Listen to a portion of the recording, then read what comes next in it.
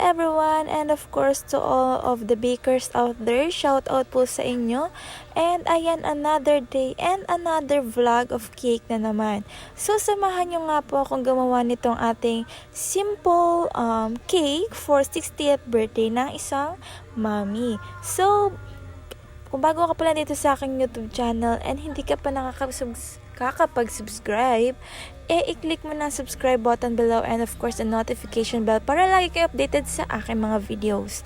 So, itong cake nga pala na ito ay super simple lang, and ang nag-order nito sa akin na isang picture, medyo malayong barangay dito sa amin. So, ito ay in-order niya before the day ng birthday noong kanilang pagbibigyan niya. So, kasi baka isusurprise nila in the morning. So, dinaanan niya na lang dito sa bahay.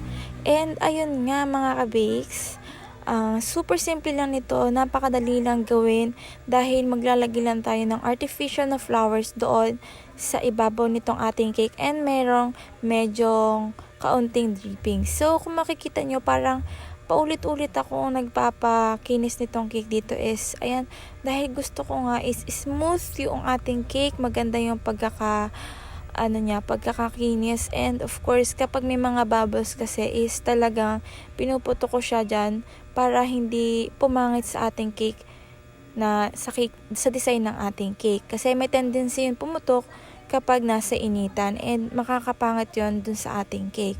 So super simple lang nito and napakadali. Alam kong kayang-kaya ng mga bagong bakers dyan.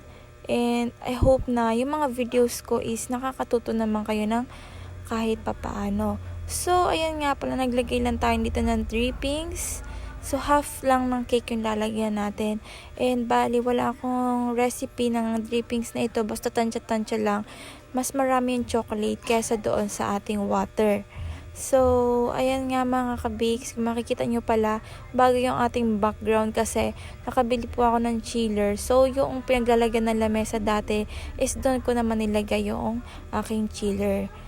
So, ayan nga mga ka-bakes, ito na nga pala yung ating cake for 60th birthday. So, happy 60th birthday po Ma'am Myra. And thank you so much po Ma'am Anor sa pag-order nitong ating cake.